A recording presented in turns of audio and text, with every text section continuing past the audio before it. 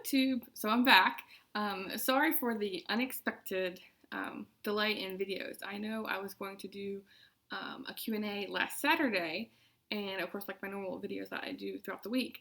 But I've had a bit of a week. Over the weekend, I realized I didn't have internet. Something was happening with I don't know, our cable service, but funny enough, I didn't know until I was gonna sit down to film a video, because when I'm off work, if I'm reading, especially on the weekends when I dedicate a lot of time to reading, I don't keep my phone with me. I don't really touch my tablet or anything like that until like the evenings, when my eyes just get too tired to read, basically. And so I didn't know the whole day, because I was just in my own little world reading books, and I didn't have internet. So yeah, that happened. And then okay, I can film during the week, but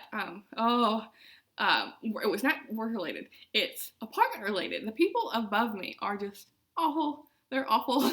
They don't really have a schedule that fits with me or anyone else, I don't think, because they are up in the middle of the night, like, and they have a bunch of little kids, and the little kids are young enough where they're not in school, and so they're up when the parents are up, and so I think there's like 3 or 4 of them, and they just run around and scream and jump and holler and all that kind of stuff, and so they kept me up. Like Monday through Wednesday, I was getting very little sleep because I have to go to work at 7 in the morning, and they don't basically go to bed till 7 in the morning, and so that was a thing where I had to talk with my apartment, the managers, and I had like, they wanted like a recording of it. So I was like, in the middle of the night, like this, okay, if they're making a noise, it woke me up, then I'm like, okay, I'm gonna use my phone and record them with the noise. And so hopefully, my sleep gets better, because I was just running ragged with just a little bit of sleep, each day. And so I had no energy to, film and make a video. Hopefully I can get Winnie in there. Maybe I can tilt it down a bit so we can see the pretty Winnie. Her eyes match this pillow, it's just crazy. But yeah, anyway, so that was the explanation of the delay in videos. Hopefully this week goes a lot better. But outside of, trying to make videos and trying to get some sleep, I did manage to get quite a few books read. Because I didn't do my wrap up like usual last Sunday because I didn't have internet.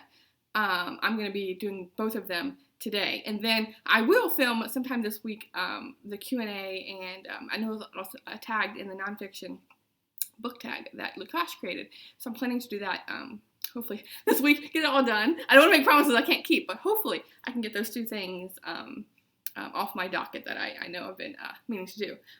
So yeah, for the books that I'm going to be talking about, I'm not going to include any comics or manga that I read. I think I read like 1 manga and 2 or 3 comics, but I'm not including those. I'm just going to talk about the books. That way this video just doesn't go on forever and ever. Normally I go in order of books I read, but I'm going to make an exception just because I want to talk about the 2 Newbery winners. The 2 Newbery runner-ups that were nominated in the 1922 prize that I'm working my way through. I have to be honest, the first year has not been, it was not a good year for me, I don't know, start on or what, but there's been several that I've tried to read, and I read like 50 pages of one of them, and I just was not having it, so I dropped that one. It was just very boring, and it was written very unreadable in a way. It was kind of like lots of, I don't know, it was kind of chunky. Not chunky, but it was just, it kept pulling me out of the story. I kept trying to get in, but the language and just how it was written was just, I didn't care for it at all. And then the other one, I think it was like The Great Escape or something like that. I read the description, and it was just, basically it was a story about these group of people who go to Africa, and basically the slaves, the people they're trying to enslave, are the enemies in the story, and I couldn't be bothered to read a story like that. Like, even no matter how you write that story, the people who are enslaved are not the bad guys. And so yeah, I read like 10 pages of that, and then I was like, yeah, no, I'm not gonna do that. So anyway, the 2 that I was able to read outside of the winner is The Old Tobacco Shop by William Bowen, and let me fix the screen. I forgot to do that. Like always, maybe that's better. Yeah. And this one was interesting, as the title has tobacco in the title. This one it's not something I would have children read because it has smoking and tobacco in it. Like, it's about just a 5-year-old boy who goes in to pick up, I think for his father, like snuff, like this, like I don't know, like the granule stuff. I don't know anything, but this is back in like olden days, so I don't know, maybe they didn't have the roll stuff. They need like the powdery whatever. And so, but then when he's there, the shop owner, entices him with telling him that, there's up on my cupboard right there, there's a jar that's like a magic powder, a magic tobacco, don't touch it. And so the owner gets taken away. Okay, can you watch my shop for a little bit? A 5-year-old boy. Listen, you just watch the shop. I'll be right back. And of course the boy's like enticed by this magical element. And so he takes the jar and he smokes the tobacco and gets taken away into the story, this adventure. And the shop owner, and there's an old maid in here and a hunchback man called Mr. Punch, that they all get taken on this adventure with him. And I don't know, the stories were kind of silly, the adventures, and they were kind of disjointed, and yeah, I read it, but would I recommend it? No. And then the other one I read for the Newbery award list is The Windy Hill by Cornelia Meggs. This one wasn't as controversial as the other one or the previous ones I've tried to read, but it just I don't know, it didn't draw me in at all. It wasn't a children's story that enthralled me. It's about two siblings, a boy and a girl, who go to their cousin's house, and the cousin wants nothing to do with them. He doesn't give them any attention, and so they make friends with someone in the area, and so it's like with this one, the story, there's that main storyline of the two siblings sitting there listening to their friend and their controversy with the cousin. But the stories that they were being told by this friend are like long drawn out stories that are in the book. And so you kept going in and out, and I didn't really care that much for the stories. And yeah, it just didn't make a lot of sense to me. So yeah, I did manage to read it, and so there was that one. So now I get those like kind of stinkers out of the way. But I'm hoping that, so I finished all of the books that either I read them or I DNF'd them. Basically, I think it was 6 books in total, and I read 3 or 4, and then I DNF'd the others. But yeah, like I said before, I'm not going to punish myself with this goal that I have throughout the next coming years or so to finish the book just because I want to read all of them. I'm not going to read them if I have no interest or if they're just bad books. So yeah, the next one I think is like the Dr. Dolittle. It's like the next year, like 1923 winner. And so like hoping that'll be better. We'll see. I really liked the Dr. Dolittle, was it in the 90s or early 2000s with Eddie Murphy. And I know it's funny enough, there's the new movie is coming out, and I've heard that's not so good of a story. I mean, of a movie. But yeah, we'll see how that one goes. Anyway, on to the other books I finished. I guess last week and this week, is This Land, How Cowboys, Capitalism, and Corruption Are Ruining the American West by Christopher Ketchum. And this one I really, really liked. This is all about like the federally owned land and how it came about. And, in the national parks are in here. But this book, what I really liked about that is it was full of he's very opinionated, and just like his anger, and it just, you really felt that throughout this whole story. I wish I had a physical copy, so I would have highlighted a bunch of these his quotes, and I was showing my boyfriend all these different just screams of outrage at all these different things he was talking about. It just made it really, really interesting. So he was talking about how the Yellowstone is basically, he called it like the Yellowstone Zoo or something like that, because any of the wolves or the bears that were out of that zone were basically up for grabs, Montana and Idaho and all that, where they could be shot, and yeah, so he talks about that, and he talks about especially like Utah, because he would live there for quite some time, and so he talks about their laws and how there's this political thing that's constantly evolving with how I guess a lot of the Mormons are in the government there, and how they're just constantly butting heads with the environmental environmentalist. And so yeah, this was a very interesting read if you're interested in the West, especially like current day matters. Then yeah, this one was a good one. It also outside like the political, government, and land, it talks a bit about nature there and whatnot. And then I read The Summer of Sunshine and Margo by Susan Mallory. And this one, I read a couple Susan Mallory's. And let me turn it on. It's a bit too bright. Let's see. And this one was a lot more focused on the two women in here basically getting laid than anything else I felt like. And when I read a romance, I want more of a story. I don't want just their relationship with like meeting their match and that's it. I want more of a storyline in there. And this just did not have it. And I've read a couple other Susan Mallory's, I think one or two, and I liked them a lot better than this. I think maybe this was just, I don't know, like a book that just wasn't for me. But the subplot in here was interesting. It Margo in this story she's basically like helping people in their careers, and so she gets matched with her new assignment is matched with this older like kind of chaotic celebrity. And so that storyline was my cat's like looking at this. Maybe I can get Tucker before he hits the camera. If I can get him in the picture. Come here. Hold on. Okay, I'm gonna turn it so maybe you can see him. There he is. Hi. Because he's not on camera enough. He likes watching all the people in the parking lot. Okay, let me turn it back. Okay. My head's cut off. Because I want to get Winnie in the picture, but I don't want my head to be cut off. So anyway, so she gets matched with celebrity. And so that was interesting, like learning about her and like why is she behaving erratically all the time. Like sometimes she acts normal, but sometimes she like just goes off the deep end, like with not behaving correctly, like with her outbursts and just not controlling her emotions.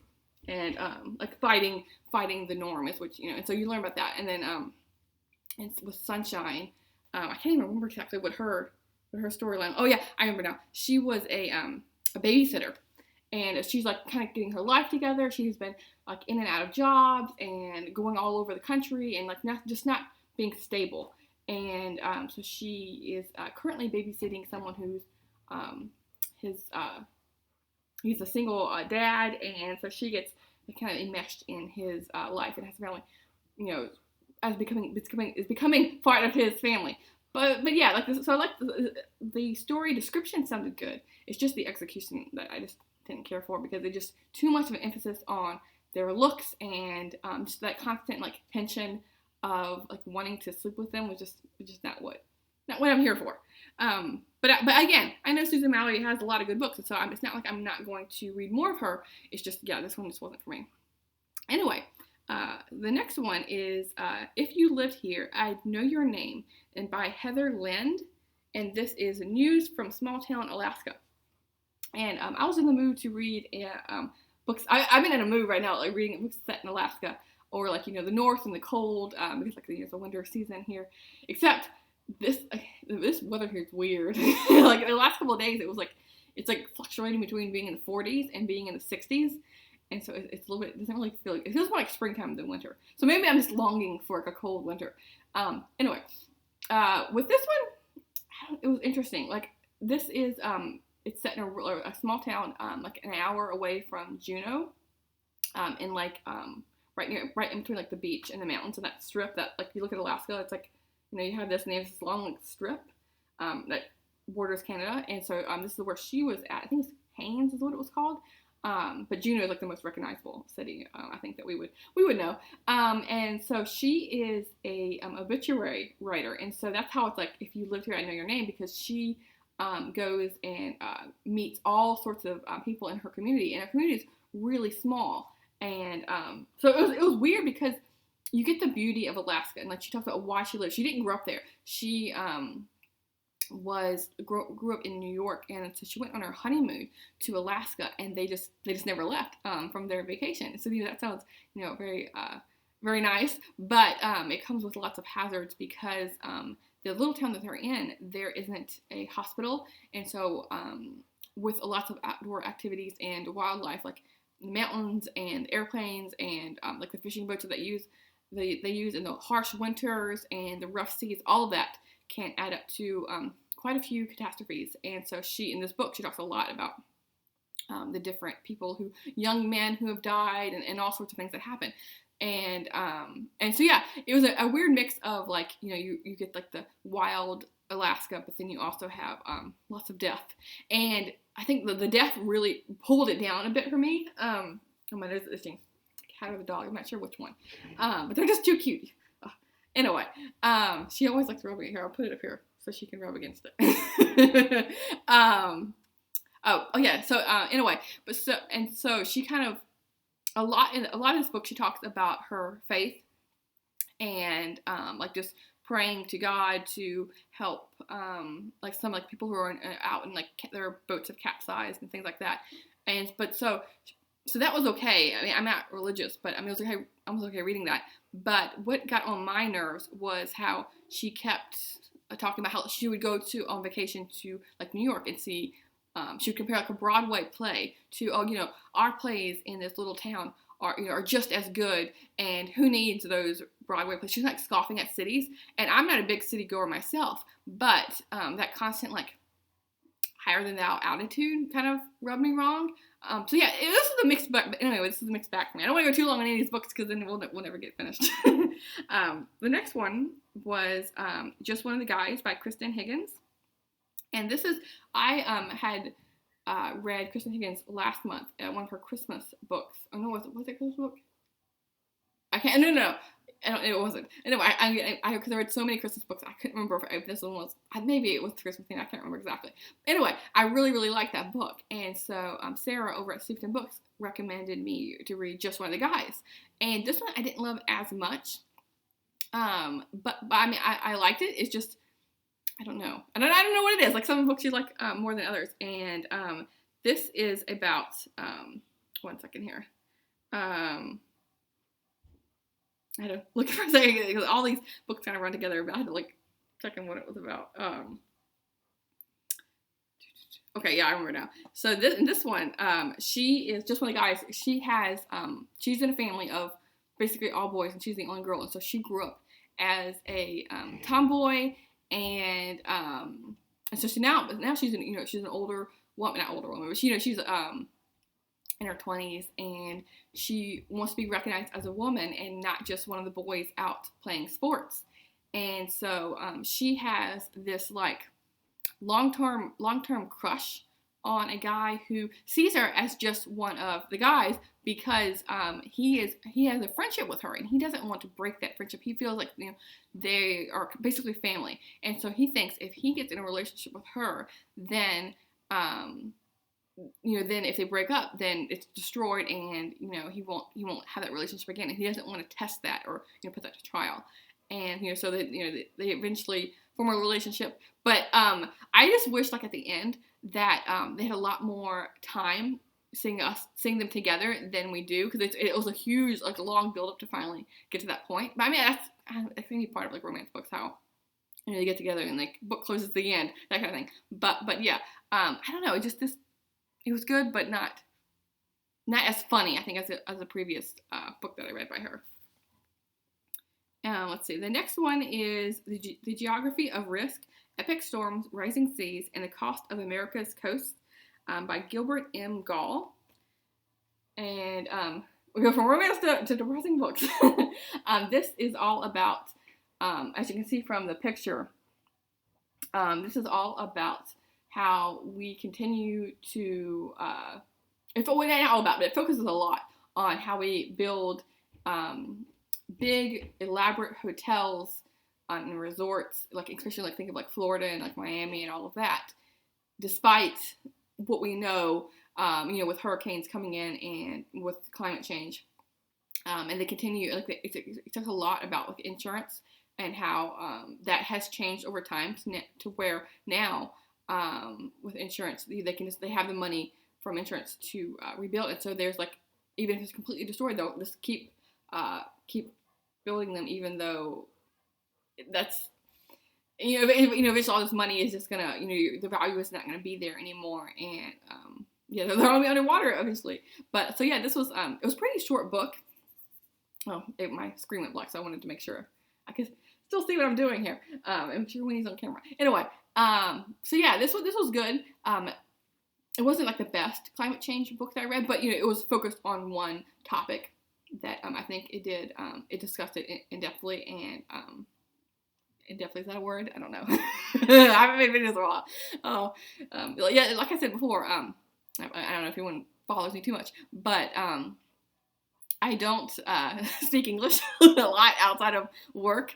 It's weird because I'm speaking. My boyfriend's deaf, and so I'm talking in sign language all the time. So yeah, my only time I'm talking a lot is here on camera. So it's just weird. Anyway, I can't use my words here. Yeah. So yeah, it goes in depth about one topic. So yeah, there's that one. And then I read Michigan versus the Boys. This was another one. I was browsing my library, and the winter cover really drew me in. This is by Carrie S. Allen, and this book made me so mad. I just wanted to throw it against the wall, and I normally don't have that reaction, to a book. But this one is a girl named Michigan, who she's living in the Upper Peninsula of Michigan, near Marquette, like a small town. And her, she's on a hockey team, and a girls' hockey team, and her team gets canceled because there's not enough funding. And so she decides to try out for the boys' team, and she makes it. But the part that drove me crazy was the boys' team. They all, except one boy, completely disowned her. They didn't consider her part of the team. They were constantly trying to get her kicked off the team. They were pouring orange drink all over her her bags, and they ripped her shirts. They pushed her. They punched her. They took her in the back of the hockey ring and was punching on her. And so that was very aggravating because I understand some of these circumstances. I can't understand, but I mean, I understand how those things could happen. One or two of those instances could happen, but they're constantly happening, and it felt very black and white, where the boys were complete villains, and I don't think the whole entire team would act like that. I mean, it felt really weird that all of them would act that way. I mean, and then the coach was awful. She would eventually confess to what was happening, because another thing that aggravated me with this was Michigan. She kept quiet on all this. She didn't tell her friends. She didn't tell her parents. She didn't tell her coach. She didn't tell the psychologist, the school psychologist, anyone. And all because she didn't want to, because if she told someone, she knew the boys would get in trouble. And so if there's less people on the team, then she felt that they couldn't go to the championship games. And I thought it was just completely ridiculous. She was putting herself in danger because of this. And so, the book itself was written okay. It wasn't the writing, it's just the story and just I don't know. It was very frustrating for me to read. Moving on is Josh and Hazel's Guide to Not Dating by Christina Lauren. And this is an author that I've been meaning to read for quite some time, because I really liked The Honeymooners. And so yeah, this was crossed my eye when I was looking at the library. And again, I have to check the story, because I should take notes before doing this, but I just have to check to make sure I remember exactly what the storyline was happening. 1 second. I hate the lull in it, but oh yeah, okay. So this one was hilarious. This is what I wanted. I mean, the Christina Higgins was funny, but this was very funny. This is about Hazel. It was just a complete lovable character. She Josh even said that she reminded him of Miss Frizz or Miss Frizzle from the what's that show called? The school bus something show, the Magic School Bus. If anyone remembers that show, the teacher with she was always dressed zanily. It was like dinosaur earrings and things like that. And so Hazel was a hoot. She was a 3rd grade teacher, and she kept saying how it was perfect grade for her, because she herself felt like she was an 8-year-old. And so yeah, her personality just shined through the whole entire book. And even though she had tons of mishaps, you still liked her. Even though, I think if I knew her in person, she'd probably get on my nerves. But, you can completely forgive some of the things she does because yeah, she's just a lovable person. And then, so yeah, it opens up with her talking about how, she met him in college, and how when she first met him, she was drunk and she threw up on his shoes, and it was just her hilarious letter to him, or apologizing for this, and he kept it. And so Josh is kind of like the straight guy in this story, and so they meet again years later because she is teaching at a school that happens to have his sister. I keep pointing at the wrong one, but she happens to teach at one of his sister's school, and so they meet up again. And yeah, this was a fantastic book. I really, really liked it. If you want a good laugh and a good story, then this was a great one. I then read Any Day Now by Robin Carr, and this is the second book in the Sullivan Crossing series. And this is set in Colorado, right near the Continental Divide hiking area. And so the previous book was following the brother of the main character in this one. So this one is the sister is coming to town, and she didn't have the best upbringing because her dad is schizophrenic, and so that led to a lot of upheaval in like they lived on a bus off and on, they lived on a farm, and so she didn't have the normalest, childhood. And so it led to her turning to drugs and sleeping around quite a bit. And so she is not on the run, but she is leaving a bad relationship, and she's coming to seek solace in this small, like, campground that's run by her older brother. And so yeah, the background of that was I just love that, like, the Colorado small town was really nice to read. So she joins like the AA, and so she comes to find friends in the community outside of the campground. So you get to, in this story, you get to learn about the the town outside of the campground, which was nice. So yeah, this was a really, like, delightful story. And the romance in this one is, my one thing I didn't like was that the main guy in this story is he's like a firefighter, which is all good, and he rescues people and works like emergency response. But I think it was a firefighter, maybe it was emergency response, I can't remember.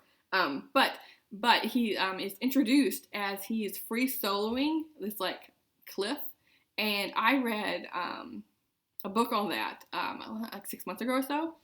Because I didn't know what the term meant. But free soloing is where you climb, like, steep, like, mountains or cliffs, basically things where you would have, like, the harnesses, and, like, you put in, like, your little, I don't know what you call those things, little, like, spikes, and you hook yourself up, so safely. So if you happen to, miss a step, you're harnessed on.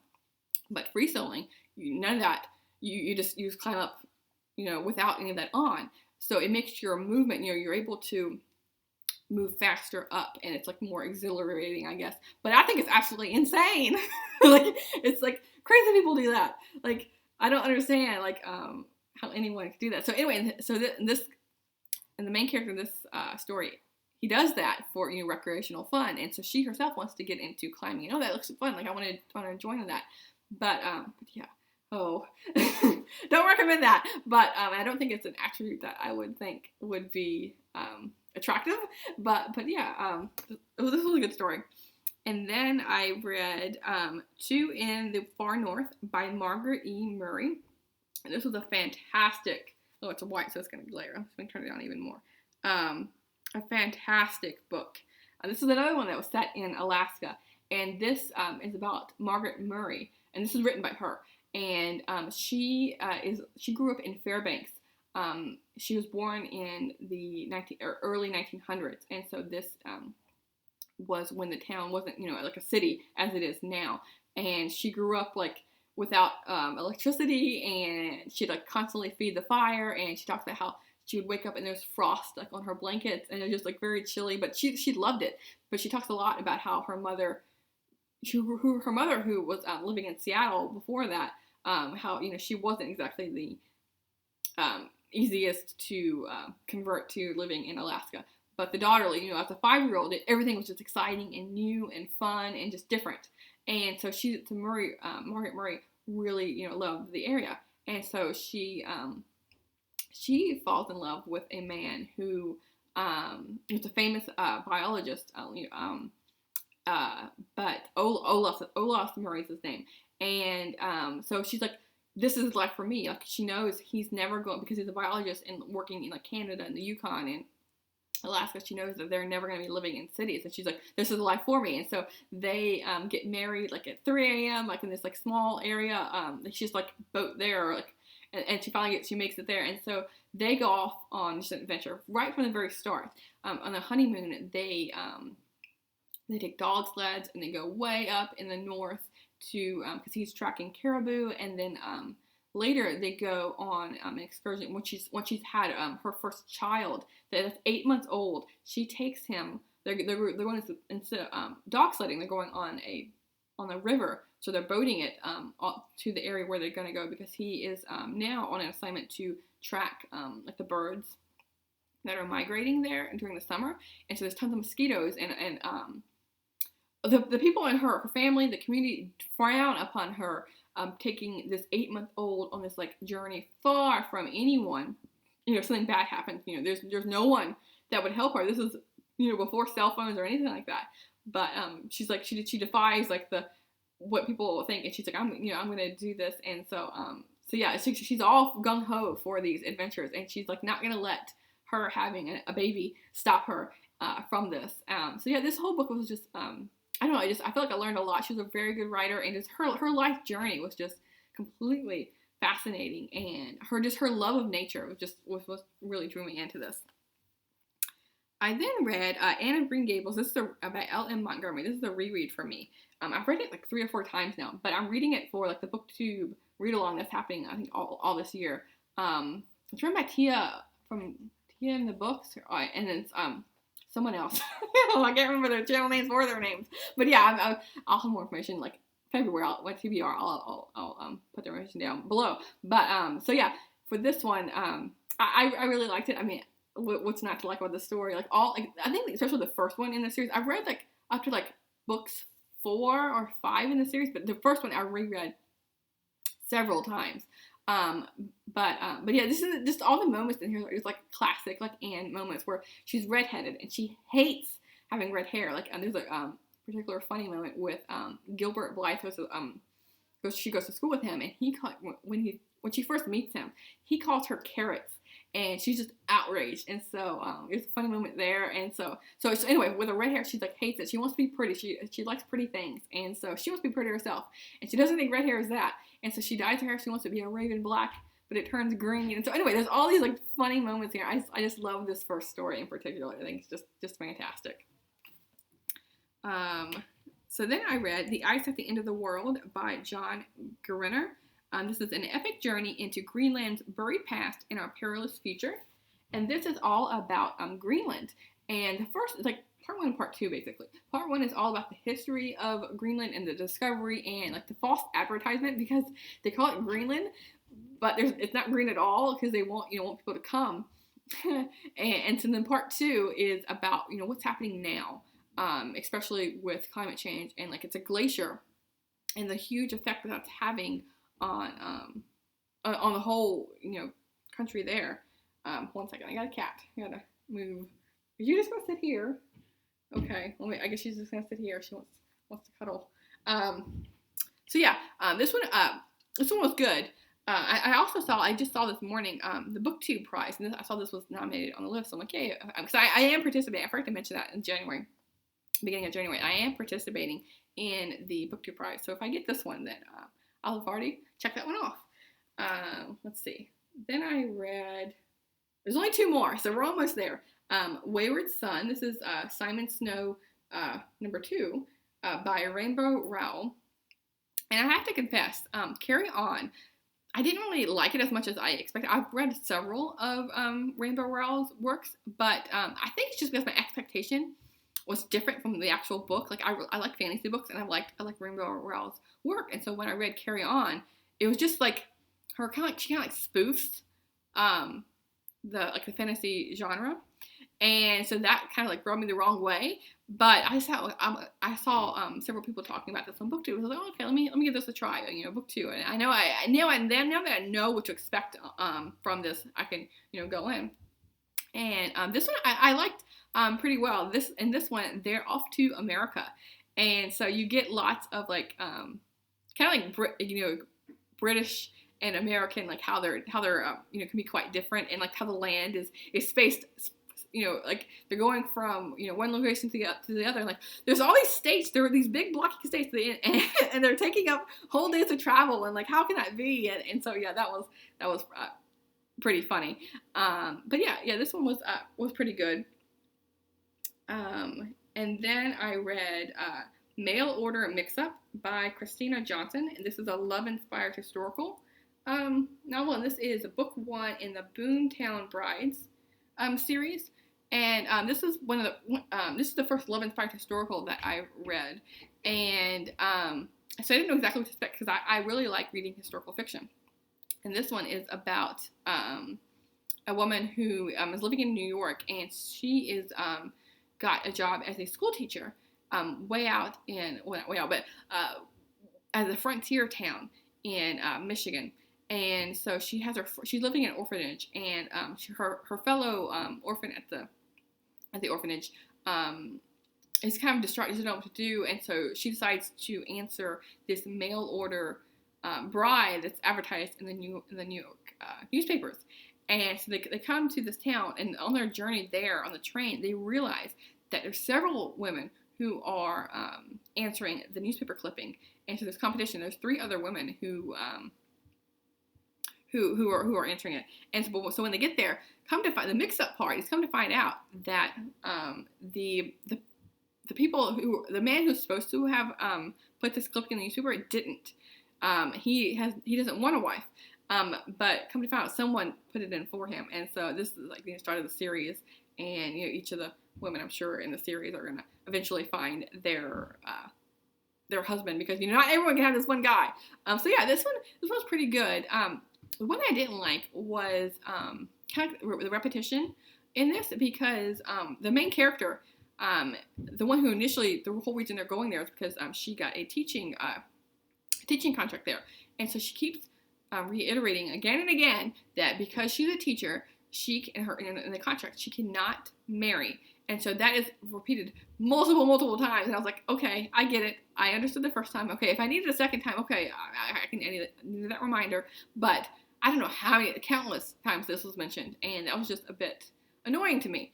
But yeah, so those are the books I read over the last 2 weeks. Hopefully that was done in a concise time. Let's see, 37 minutes. Oh my goodness. I went on quite a bit for some of these. Sorry about that. But yes, it's 2 weeks worth of books that I read that I wanted to get in there. I didn't want to just completely ignore them. So yeah, I guess me and Winnie will, she hates me touching her face, tunnel off here and let you go for this it's any longer. So yeah. Hopefully, I will be making more content more consistently now that my internet is back on, and hopefully I can get some sleep. Oh, please. Hopefully, like now that the apartment's like management's talked to them, maybe they'll be a bit more quiet, so they're not completely interrupting my sleep. Anyway, I'll let you go, and I'll talk to you soon. Thanks, BookTube.